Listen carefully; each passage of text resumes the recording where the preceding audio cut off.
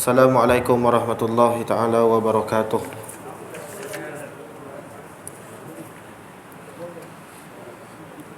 A'udzu billahi minasyaitonir rajim. Bismillahirrahmanirrahim. Alhamdulillahirabbil alamin.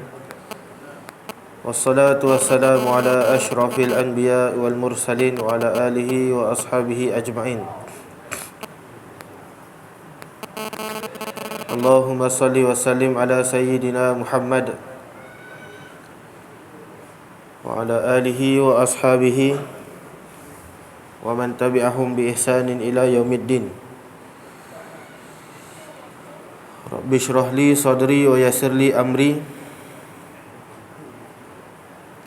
wahlul 'uqdatam min lisani yafqahu qawli.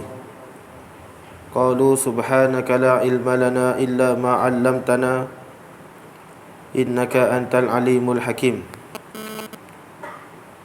Amma ba'd. Alhamdulillah, saya hormati Tuan Pengerusi, saya hormati Tuan Imam, Tuan Bilal, Tuan-tuan guru, ahli jawatan kuasa masjid, muslimin, muslimat yang dikasihi Allah sekalian. Alhamdulillah, syukur kepada Allah Subhanahu wa ta'ala atas segala nikmat yang Allah kurniakan, dapat kita sama-sama pada malam ni, sama-sama kita mengimarahkan rumah Allah. Kita niat iktikaf, sama-sama duduk dalam majlis ilmu. Alhamdulillah, syukur kepada Allah Subhanahu wa ta'ala. Allah panjangkan umur, Allah kurniakan kepada kita nikmat iman dan juga nikmat Islam. Alhamdulillah. InsyaAllah malam ni kita sambung kitab Riyadhus Salihin Imam An-Nawawi rahimahullahu ta'ala.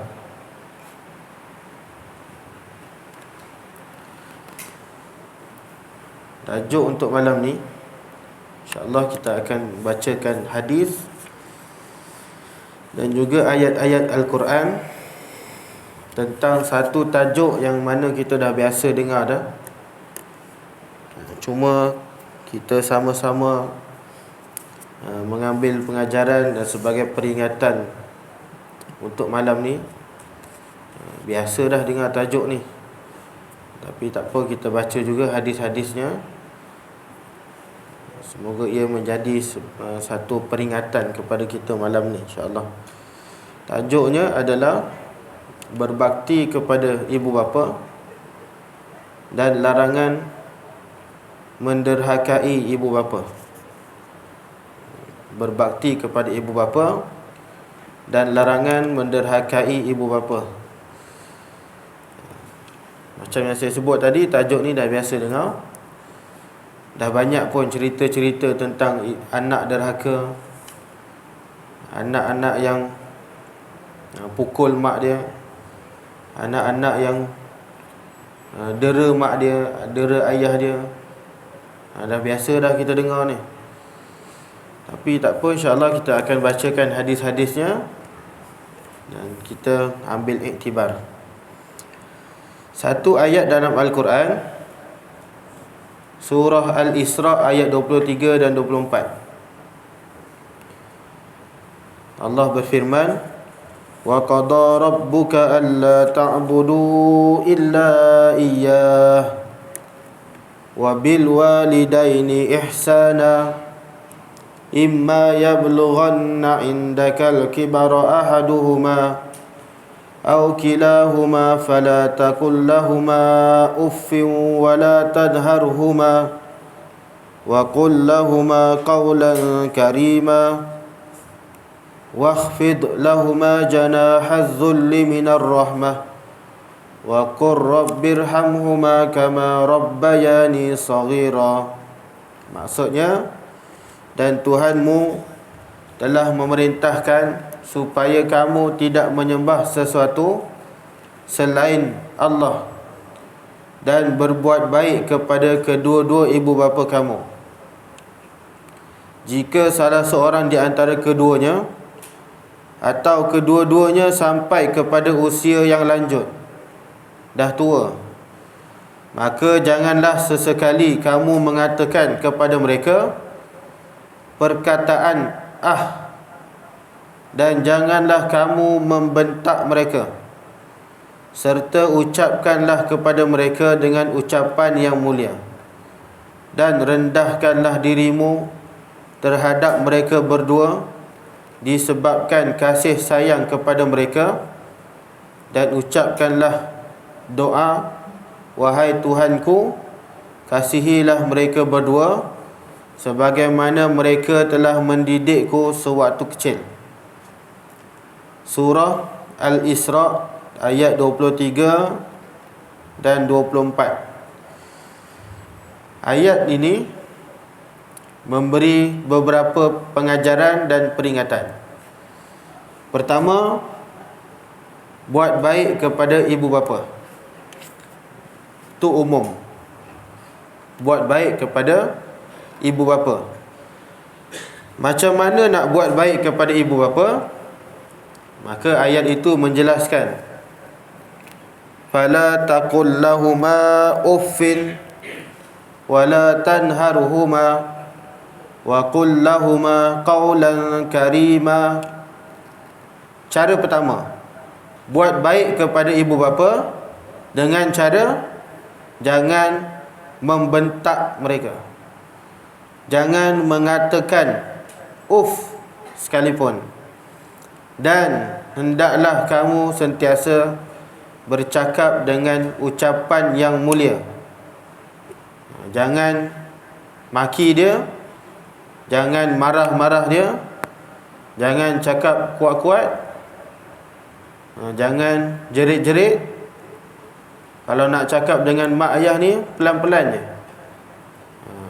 Cakap lemah lembut. Lemah lembut. Okay. Jangan marah-marah, jangan jerit-jerit. Bila mak suruh buat satu benda, ibu suruh buat satu benda, dia kata kejap, kejap, nak main game ni. Contoh. Dia tak marah pun, budak ni tak marah pun, tapi bila dia kata kejap mak, nak main game ni, itu pun dah satu kesalahan sebenarnya. Itu juga dah satu kesalahan. Tolong buang sampah. Abang, tolong buang sampah. Kejap, nak tengok TV ni. Sikit lagi nak habis. Anak dia ni, dia tak marah pun, dia tak cakap apa pun, cuma dia tak dengar cakap mak dia, tak dengar cakap ibu dia. Maka perkara itu juga dikira sebagai satu dosa. Walaupun kita rasa ustaz kita tak buat apa pun, saya tak cakap apa pun, itu pun dosa. Dia sampai tahap macam tu. Tuan-tuan yang dirahmati Allah. Jadi nak kata apa? Kebaikan pertama yang kita kena buat pada ibu bapa adalah hendaklah sentiasa cakap baik dengan dia. Sampaikan ada satu asar sahabat, ini bukan hadis tapi asar, daripada Ibnu Umar radhiyallahu taala anhuma. Dia berkata, bukaul walidaini minal uquqi wal kabairi. Tangisan seorang ibu bapa itu termasuk di dalam dosa-dosa besar, dan ia dianggap sebagai perbuatan derhaka. Kalau kita menyebabkan ibu dan ayah ni menangis, anak ni buat ibu dan ayah dia menangis, itu juga dah dikira sebagai dosa besar dan dikira sebagai derhaka. Itu kata Sayyidina Ibnu Umar radhiyallahu taala anhuma. Tak payah pukul, tak payah marah dia, tak payah cakap apa-apa pun. Tiba-tiba mak tu menangis. Kenapa ibu menangis? Abang buat. Tu pun dikira derhaka. itu pun dikira berdosa. Kenapa ibu menangis? Kakak buat. Itu pun dikira berdosa. Walaupun kakak tu tak buat apa-apa. Bila ibu panggil, kakak mari sini, dia tak buat apa, dia duduk je. Ibu dia menangis. So perbuatan itu yang menyebabkan tangisan ibu bapa, maka ia dianggap sebagai derhaka dan dosa besar, menurut Ibnu Umar radhiyallahu taala anhuma. Okey, itu balasannya. Jadi bila ibu bapa masih ada, maka kita hendaklah menghargai mereka dan jangan cakap kuat-kuat, jangan marah-marah dia, cakap pelan-pelan, slow-slow dan sebagainya. Kemudian dalam hadis yang lain juga Nabi ada sebut, kullu dzunubi yuakhirullahu ma syaa minha ila yaumil qiyamah. Setiap dosa yang kita buat, balasan dia Allah akan tangguhkan sampai hari kiamat. Apa sahaja dosa yang kita buat, Allah tangguhkan dosa tu sampai hari kiamat. Illa uquqal walidaini, kecuali dosa menderhakai ibu bapa. Allah tak tangguh dah dosa tu. Allah tak tangguh dah balasan dia. Buat je derhaka ibu bapa, Allah bagi cash, tunai. Tunai dia bagi. Dia tak ada transfer online, tunai. Tak boleh transfer dah ni, tunggu jap, lambat 2 minit. Besok lusa lambat, tak. Tunai Allah bagi, cash. Dosa lain Allah boleh tangguh. Derhaka ibu bapa tak ada. Fa innallaha ta'ala yu'ajjiluhu li sahibihi fil hayati qabla al-mamat. Dan sesungguhnya Allah akan menghukumkan kepada pelakunya semasa hidup lagi sebelum kematian. Kalau kata, Ustaz, saya dah derhaka ni, tak ada apa pun berlaku, Nabi sebut sampai awak mati Allah akan balas. Sebelum awak meninggal, Allah akan balas dosa tu. Sampai tahap macam tu dia punya berat dosa ni. Dosa zina, dosa minum arak, dosa berjudi, Allah tangguh hari kiamat. Dosa derhaka kepada ibu bapa, kalau tak besok, lusa. Kalau tak lusa, minggu depan. Kalau tak minggu depan, bulan depan. Yang penting sebelum meninggal. Yang penting sebelum meninggal. Tak ada apa pun. Sebab tu kita pernah tengok dia derhaka pada ibu dia. Tapi dia boleh hidup mewah, dia boleh hidup bahagia. Tak lama tu baru dia kena balasan. Contohnya cerita si Tanggang. Si Tanggang ni walaupun dongeng, tak tahulah betul ke tak dongeng kot. Kalau betul-betul lah, kalau dongeng-dongeng lah. Tapi pengajaran dia ada. Si Tanggang, dia derhaka pada ibu bapa dia, tapi Allah tak bagi cash, Allah bagi lambat sikit. Dia hidup bahagia, dia jadi bos, dia jadi ketua, dia kaya. Tak lama tu baru dia jadi batu. Tapi sebelum dia meninggal, sebelum dia meninggal Allah bagi. Jadi tuan-tuan yang dirahmati Allah, kebaikan pertama yang kita perlu buat pada ibu bapa apa dia?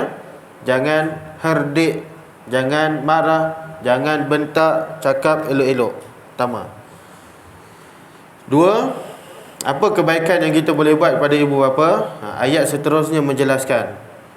Allah kata, wa qur rabbirhamhuma kama rabbayani saghira.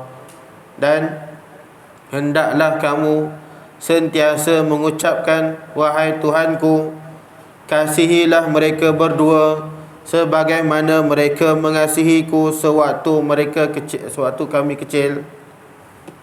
Maksud dia apa? Hendaklah kita sentiasa mendoakan kedua ibu bapa. Itu yang paling penting. Cakap elok-elok, 1. Doakan mereka, 2. Tak payah banyak-banyak, 2 benda ni pun dah cukup. Cakap elok-elok, doakan dia. Kalau bagi duit tu lain, bagus, alhamdulillah. Anak bagi duit, alhamdulillah, tahniah. Bukan tak payah bagi, alhamdulillah. Bagi, kita ambil. Kalau dia tak bagi, jangan marah dia. Tak bagi, tak apa. Kalau dia bagi, minta lebih lah sikit. Tapi kalau dia tak ada bagi, tak apa. Sekurang-kurangnya dua benda ni dia buat. Cakap elok-elok dengan kita, sentiasa mendoakan kita. Dua ni pun dah okey, cukup memadai. Walaupun dia tak ada bagi kita duit, dia tak bagi kita rumah, dia tak bawa kita jalan-jalan, itu dia punya pasal lah. Itu dia punya pasal. Kita pergilah jalan-jalan sendiri, pergilah hotel sendiri. Hotel kan jauh pun dekat je, depan tu ada hotel. Pergi sendiri. Dia tak nak bawa, tak apa. Yang penting dua benda ni dia buat. Doakan. Tuan-tuan yang dirahmati Allah, ada satu hadis yang Nabi memberi pengajaran kepada kita. Nabi kata apa? Ada satu hadis Nabi SAW bersabda, "Ma ta'udduna raquba fikum." Nabi tanya pada sahabat, adakah kamu faham tentang mandul? Kamu tahu apa tu mandul? Nabi tanya sahabat, kamu tahu apa maksud mandul? Maka sahabat pun jawab, qulna allazi la yuladu lahu. Oh, mandul tu ya Rasulullah adalah orang yang tidak memiliki anak, tak boleh mengandung, tak boleh bersalin. Yang itu mandul ya Rasulullah. Kalau dia tanya pada kita pun, kita akan jawab macam tu. Dia tanya, apa mandul maksud dia? Kita akan jawab, mandul tu adalah orang yang tak boleh mengandung. Itulah maksud mandul. Tapi jawapan Nabi ni dia lain sikit. Nabi kata apa? Qala laisa zaka birraqub walakinnahu ar-rajulu allazi lam yuqaddim min waladihi syai'an. Nabi kata, kamu ni tak faham. Mandul yang sebenarnya adalah mereka yang memiliki ramai anak, tapi anaknya tidak memberi manfaat kepada dia. Lain macam takrifannya. Apa maksud mandul? Tak ada anak, betul. Tapi Nabi punya jawapan lain sikit. Mandul yang sebenar adalah orang yang ada anak, tapi anaknya tak memberi manfaat kepada dia. Yang itu baru betul mandul. Hebat jawapan Nabi ni. Dia ada anak ramai, 15 orang. 15 tak boleh bagi manfaat. Saya tak mandul ya Rasulullah, saya boleh mengandungkan anak. Betul, tapi semua tak boleh pakai. Jawapan kasar dia macam tu. Anak ramai, tapi semua tak boleh pakai. Tuan-tuan, hadis ni memang cukup memberi tamparan dan pengajaran kepada kita. Inilah perbezaan anak yang mana anak itu mampu untuk memberi manfaat dan anak itu mampu memberikan kebaikan kepada kita. Sepatutnya bila anak ramai, dia boleh bagi manfaat pada ibu dan ayah. Yang itu sepatutnya. Tak payah anak ramai pun, anak seorang pun dah cukup. Kalau anak itu bagi manfaat, dah cukup baik. Tapi kalau anaknya ramai, tak bagi manfaat, tak ada faedah. So Nabi kata, yang itu mandul. Itu betul. Tuan-tuan yang dirahmati Allah, apa manfaat anak kepada kita? Satu, sedarkah kita bahawasanya doa-doa anak ni sangat penting untuk kita pada hari kiamat? Kita kena tahu doa anak kepada ibu dan ayahnya sangat penting pada kita. Dia bukan biasa-biasa. Bukan biasa-biasa doa ni. Sebab tu bila kita ada ramai anak, satu je kita pesan pada dia, jangan lupa doakan ayah, jangan lupa doakan ibu. Anak ramai-ramai, tak dapat doakan ibu ayah, susah lah bang. Susahlah macam ni. Apa kelebihan dia?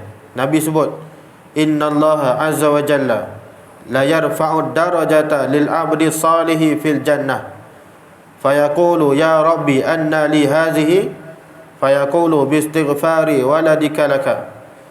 Sesungguhnya Allah akan mengangkat kedudukan seorang hamba yang soleh di dalam syurga kelak. Kita dah masuk syurga, Allah akan angkat darajat kita di hari akhirat kelak dalam syurga tu. Allah angkat darajat dalam syurga. Kawan kita duduk dekat bawah-bawah je, kita duduk atas. Kita pun bertanya, ya Rabbi anna li hadha, wahai Allah, ya Allah, ya Tuhanku, macam mana aku boleh diangkat darajat macam ni?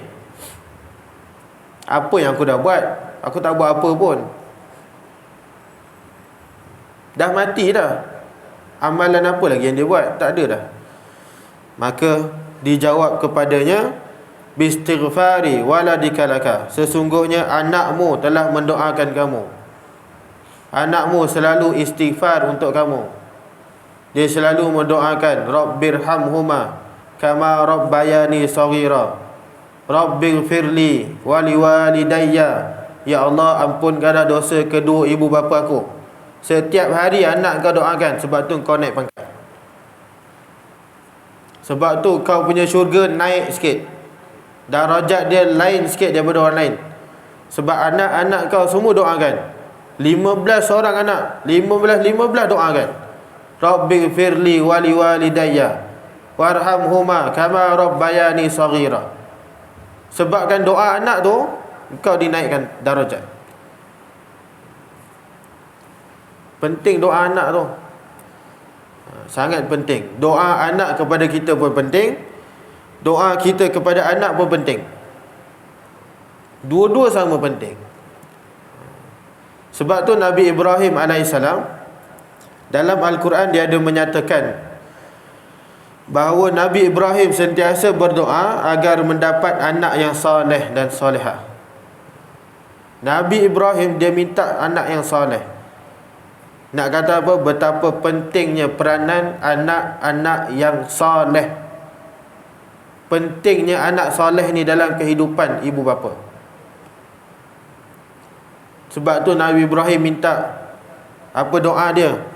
Rabbi habli minas salihin. Pendek je doa dia. Ya Allah, ya Tuhanku, kurniakanlah aku anak-anak yang soleh. Surah As-Saffat ayat 100. Rabbi habli minas salihin. Ya Allah, kurniakanlah aku zuriat yang saleh dan salehah. Nabi Ibrahim doa. Sebab apa? Penting doa tu. Anak-anak yang saleh, dia akan doakan balik kepada mak ayah dia. Tu penting tu. Jadi kita juga boleh amalkan doa Nabi Ibrahim AS ini. Rabbi habli minas salihin. Ya Allah, kurniakanlah aku anak-anak yang saleh dan salehah. Tuan-tuan, muslimin muslimat yang dirahmati Allah, itu nak kata apa? Sangat penting peranan anak yang soleh kepada ibu dan ayahnya. Dua benda je kita cukup buat pada mak ayah ni. Cakap benda yang baik pada dia, sentiasa mendoakan dia. Duit, nak bagi kereta, nak bagi rumah, nak belikan baju, nak belikan hadiah, itu bonus. Ada duit, belikan. Tak ada duit, tak bagi pun tak apa. Tapi kalau dua benda ni awak dah buat pun dah dikira mencukupi. Okey. Tuan-tuan yang dirahmati Allah, sebab tu Nabi sangat menekankan tentang adab terhadap ibu bapa. Hormat kepada ibu bapa. Hadis daripada Ibnu Mas'ud radhiyallahu taala anhuma. Beliau berkata, sa'altu Nabi sallallahu alaihi wasallam ayyul amali ahabbu ila Allah ta'ala? Qala as-salatu ala waqtiha. Qultu thumma ayyun? Qala birrul walidain. Qultu thumma ayyun? Qala al-jihadu fi sabilillah. Kata Ibnu Mas'ud, saya pernah bertanya kepada Nabi sallallahu alaihi wasallam, apakah amalan yang paling dicintai oleh Allah Ta'ala? Nabi pun jawab, salat pada waktunya. Kemudian dia tanya lagi, kemudian apa ya Rasulullah? Baginda pun menjawab, birrul walidain, berbakti kepada kedua-dua orang tua kamu. Summa ayyun? Nabi pun jawab lagi, al-jihadu fi sabilillah, berjihad pada jalan Allah. Tuan-tuan, antara amalan yang paling dicintai oleh Allah, salah satunya berbakti kepada kedua orang tua. Daripada 3 amalan tu, salah satunya buat baik kepada ibu bapa. Solat pada waktunya, buat baik pada ibu bapa, jihad fi sabilillah. 3 amalan ni paling dicintai oleh Allah. Salah satunya buat baik kepada ibu bapa. Ada satu riwayat daripada Ibnu Abbas radhiyallahu taala anhuma. Ada seorang lelaki dia mengadu pada Ibnu Abbas, wahai Ibnu Abbas, aku telah melakukan satu dosa besar.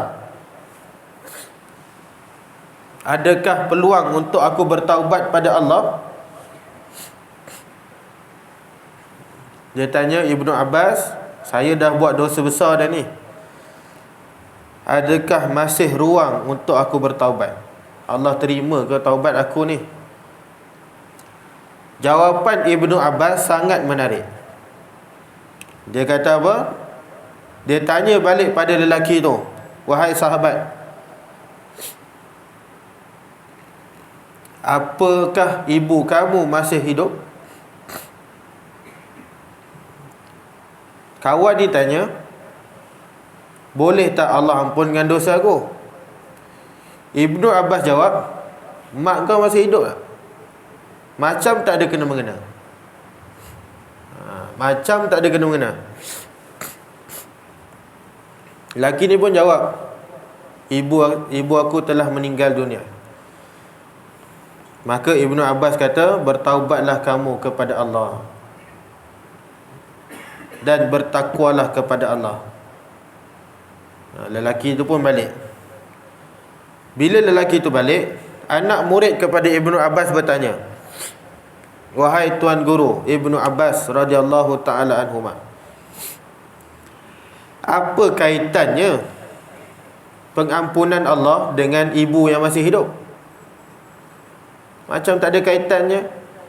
Dia datang minta tanya, adakah dosa dia boleh diampunkan? Tiba-tiba kau pergi tanya, mak dia masih hidup ke dah meninggal?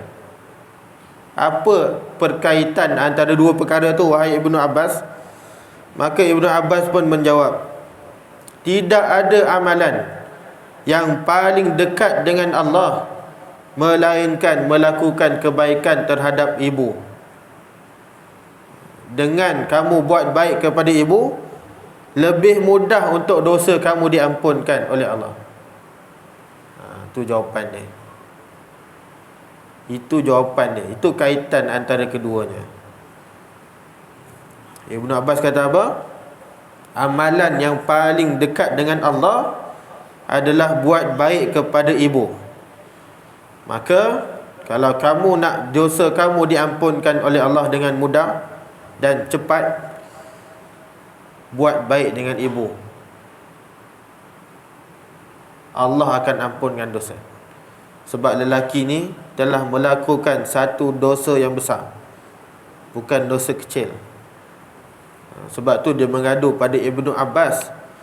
Ibnu Abbas tanya, mak kau masih hidup tak? Dia kata, mak saya dah meninggal. Oh, kalau macam tu bertaubat je lah kepada Allah.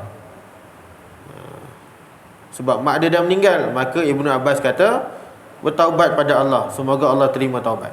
Tapi kalau mak masih ada, buat baik kepada ibu kamu, taubat pada Allah, insya-Allah taubat diterima. Tuan-tuan yang dirahmati Allah, begitu tinggi pahala kita berbuat baik kepada ibu, sehingga kan Ibnu Abbas melihat buat baik kepada ibu itu sebagai salah satu perkara yang boleh menghapuskan dosa-dosa besar.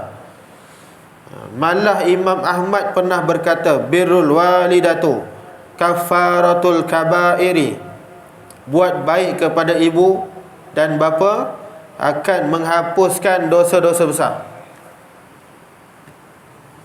Tuan-tuan yang dirahmati Allah, kita kalau kita rasa banyak dosa yang kita telah buat, antara kebaikan yang pertama yang kita patut cari adalah buat baik pada ibu dan ayah. Rasa banyak dosa dah, aku dah bertaubat dah, banyak istighfar dah, banyak dah, tambah lagi buat baik pada ibu bapa. Itu akan memudahkan dosa-dosa kita diampunkan oleh Allah. Begitu jugalah perlakuan Uwais Al-Qarni. Bagaimana kisah Uwais Al-Qarni? Kenapa Nabi sebut doa si Uwais ni dimakbulkan oleh Allah? Sampaikan Nabi pesan pada Umar, wahai Umar, kau cari nama Uwais ni. Kau cari seorang lelaki nama Uwais Al-Qarni ni. Nama imam Cari Uwais tu kat belakang tu. Kenapa nak cari dia? Sebab Nabi sebut doa dia makbul. Macam mana doa dia boleh makbul? Sebab dia buat baik dekat mak dia. Tu je. Sebab Uwais Al-Qarni ni dia buat baik pada ibu dia, Allah makbulkan doa Uwais Al-Qarni. Itu je amalannya, buat baik dengan mak dia. Tuan-tuan yang dirahmati Allah, jadi pergi cari Uwais Al-Qarni. Ada kat belakang? Ada kat belakang. Okey, tu berkat nama Uwais Al-Qarni. Tuan-tuan yang dirahmati Allah, jadi antara kebaikan yang paling dicintai oleh Allah adalah buat baik kepada kedua ibu bapa. Hadis seterusnya, Imam Al-Bukhari dan Imam Muslim meriwayatkan daripada Abu Hurairah radhiyallahu taala anhu, beliau berkata, jaa rajulun ila Rasulillah sallallahu alaihi wasallam faqala ya Rasulullah, man ahaqqun nasi bi husni sahabati. Dia tanya, ada seorang lelaki datang kepada Nabi sallallahu alaihi wasallam dan dia tanya, siapakah orang yang paling layak untuk aku buat baik kepada dia? Aku nak buat baik ni tapi tak tahu nak buat baik ke siapa. Siapa orang paling layak untuk aku buat baik? Maka Nabi pun jawab mudah je, ummuka, mak kamu, ibu kamu, buat baik dengan dia. Laki tu tanya lagi, summa man? Dah buat baik dengan ibu, dah selesai dah. Dia tanya lagi, lepas tu? Nabi jawab, ummuka, ibu kamu. Dah buat dah. Dia tanya lagi, summa man? Selepas tu, ummuka, mak kamu. 3 kali Nabi sebut ibu kamu. Sampai 3 kali Nabi sebut buat baik pada ibu. Kemudian dia tanya lagi. Lelaki ni nak jawapan yang lain. Summa man? Abuka. Barulah ayah kamu. Orang yang paling berhak untuk kita buat baik siapa? Ibu kamu. Ibu kamu. Ibu-ibu macam jamak banyak pula kat situ. Ibu je. Ibu kamu. Mak kamu, buat baik dengan dia. Lepas tu ibu kamu. Lepas tu ibu kamu. Jangan salah tafsir juga. Dekat sini bukan maksud ada 3. Bukan maksud 3 orang. Orang itu satu je. Ibu tu satu je orangnya. Bukan ibu 1, ibu 2, ibu ketiga. Bukan. Ibu satu je. Buat baik pada ibu, utama dia 3 kali. Kenapa Nabi sebut 3 kali? Biasanya bila Nabi ulang sampai 3 kali ni, Itu menunjukkan Nabi nak betul-betul kau buat kat situ. Tekankan betul. Nabi nak fokus betul kat situ. Pentingnya benda tu. Nak kata macam tu. Kalau cikgu mengajar sampai 3-4 kali, nak kata apa, benda tu penting. Sebelum peperiksaan SPM, cikgu tu asyik ajar topik tu je. Cikgu tak ada tajuk lain ke? Kenapa asyik tajuk ni, besok tajuk ni, besok tajuk ni, tak ada tajuk lain ke? Nak kata apa, tajuk tu penting. Macam samalah macam ni. Kenapa Nabi sebut sampai 3 kali? Nak kata ibu tu penting. Nak kata benda tu penting. Kemudian barulah Nabi suruh buat baik kepada ayah kamu.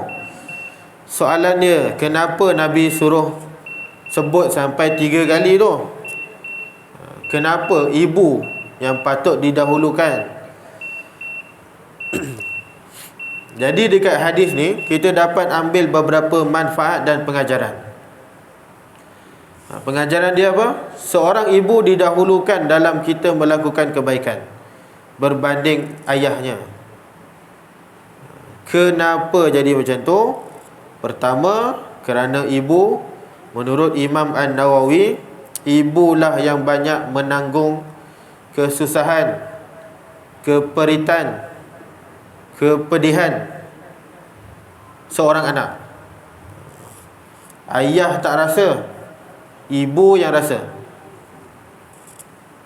Ayah tak tahu, ibu yang tahu.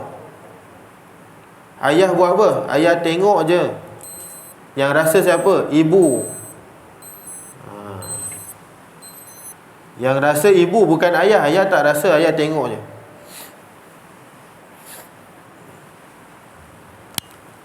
Okey. Ibu yang merasai mengandung, melahirkan anak, menyusukan anak, nak jaga anak, semua ibu.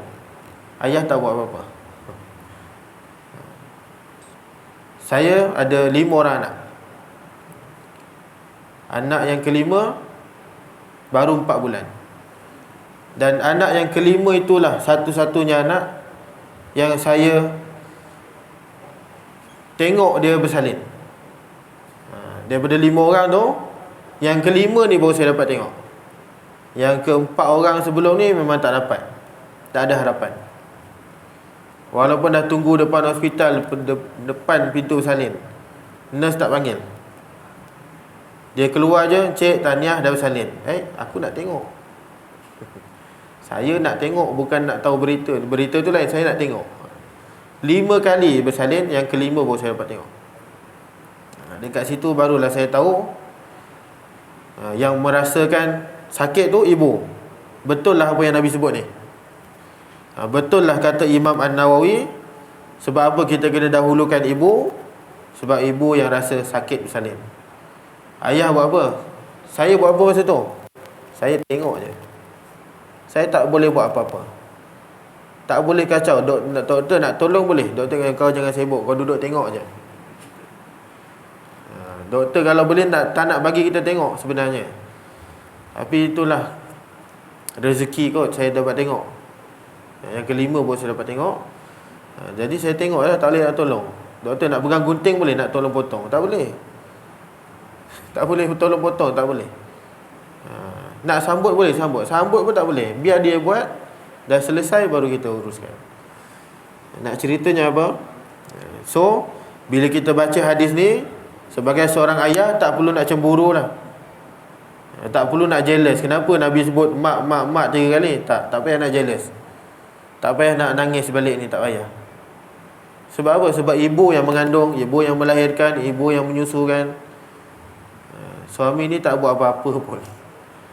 Ayah ni tak ada. Dia boleh tolong tengok, boleh tolong jaga, boleh tolong sikit-sikit je. Selebihnya ibu yang buat.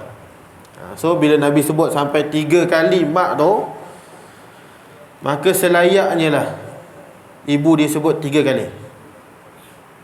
Selayaknya. Ayah disebut sekali cukup lah. Tak payah banyak-banyak. Ayah bangun pun sekali je waktu malam. Selebihnya semua mak yang bangun. Ayah ni bangun sekejap je. Kalau ayah bangun pun dia bukan boleh buat apa pun, dia tengok je. Anak menangis, saya tak boleh buat apa. Dia bangun, dia tengok, lebihnya mak dia juga yang buat. Macam tu lah. So selayaknya lah 3 kali Nabi sebut, khusus ibu. Jadi tuan-tuan yang dirahmati Allah, sebab tu kita perlu buat baik kepada ibu dan ayah. Dan kita nak kata lebihkan ibu tu memang betul lah. Memang betul. Tiba-tiba balik anak balik, dia bagi mak dia 500, dia bagi ayah dia 100 je. Ayah tak payah tanya, ayah tak payah sedih, ayah duduk diam-diam je. Sebab apa? Sebab itulah bahagian dia. Memang patut pun. Memang sepatutnya. Tapi kalau sebagai anak ni, bagilah sama, lagi bagus. Tapi katalah kalau anak bagi lebih pada ibu, itu yang sepatutnya lah. Ayah tak perlu nak nangis, masuk bilik nangis seorang-seorang, tak payah. Memalukan je. Sebab apa? Sebab memang selayaknya ibu yang dapat macam tu. Okey. Hadis yang terakhir saya baca untuk malam ni daripada Abu Hurairah radhiyallahu taala anhu, anin Nabi sallallahu alaihi wasallam qala, raghima anfu thumma raghima anfu thumma raghima anfu man adraka abawahi minal indal kibari ahadahuma aw kilaihima falam yadkhulil jannah. Hadis ini juga menjelaskan, nak kata pentingnya benda tu, sampai 3 kali Nabi sebut. Cilakalah orang tu, cilakalah orang tu, cilakalah orang tu. 3 kali Nabi celakakan dia. Rugi betul dia. Rugi dia ni. Rugi orang macam ni. 3 Nabi sebut. Siapa dia yang celaka ni? Orang yang dapat bersama kedua-dua ibu bapanya ketika mereka masih tua, tapi tak dapat masuk ke dalam syurga.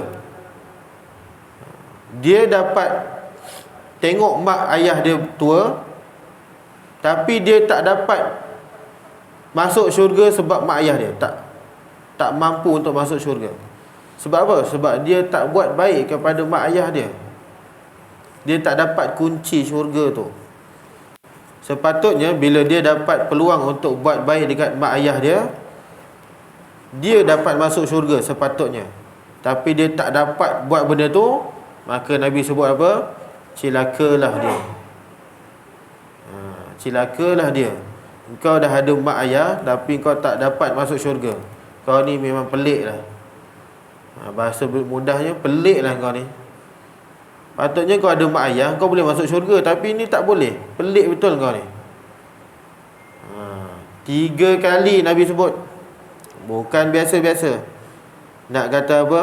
Perkara itu juga adalah satu perkara yang sangat-sangat penting tentang menjaga kebajikan kepada ibu dan bapa. Tuan-tuan muslimin muslimat yang dirahmati Allah.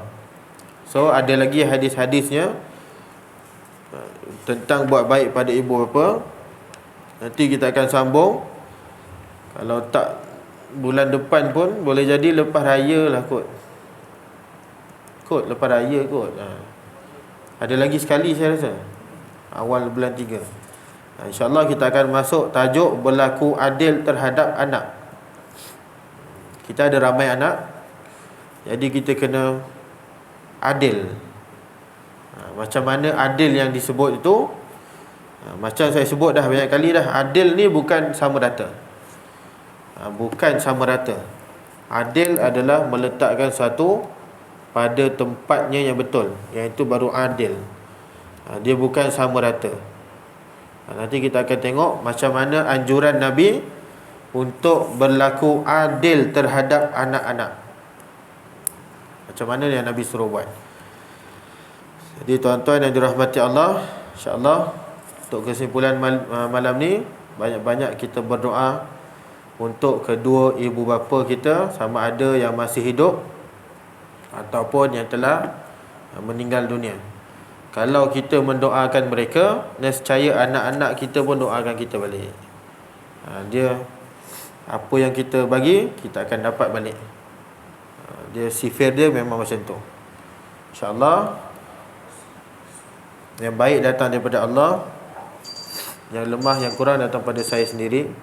Aqulu qawli hadza wa astaghfirullahal azim li wa lakum, wa billahi taufiq wal hidayah. Wassalamualaikum warahmatullahi wabarakatuh.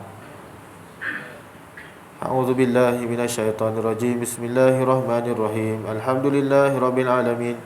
Wassalatu wassalamu ala asyrafil anbiya'i wal mursalin wa ala alihi wa sahbihi ajma'in. Allahumma rzuqna mutaba'atin nabiyyi sallallahu alaihi wasallam awalan wa akhiran wa zahiran wa batinan wa qawlan wa fi'lan wa ibadatan wa amalan salihah. Allahumma faqihna fid din wa 'allimna at-ta'wil. Rabbana atina fid dunya hasanah wa fil akhirati hasanah wa qina azabannar. Wa sallallahu ala sayyidina Muhammad wa ala alihi wa sahbihi wa sallam. Walhamdulillahi rabbil alamin. Taqabbalallahu minkum.